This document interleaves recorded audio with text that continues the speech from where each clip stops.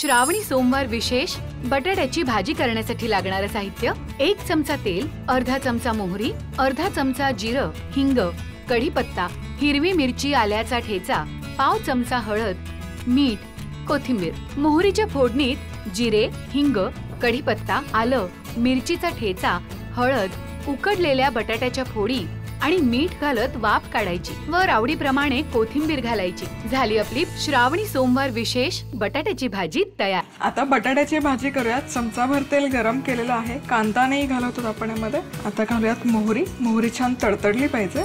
मोहरी छान तडतडली की यामध्ये जाईल अर्धा चमचा जिरं, हिंग, कढीपत्ता, आलं आणि मिरचीचा ठेचा आहे, अर्धा इंच आल्याचा तुकडा आणि 3 ते 4 मिरच्या छान मिक्सरला फिरवून घेतलेल्या आहेत। तर खमंगाची फोडणी बसली आहे। आता हे 1 मिनिटभर फक्त परतून घेऊया।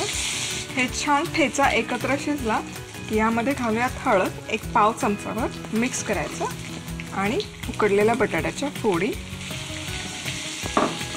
चवीपुरतं मीठ,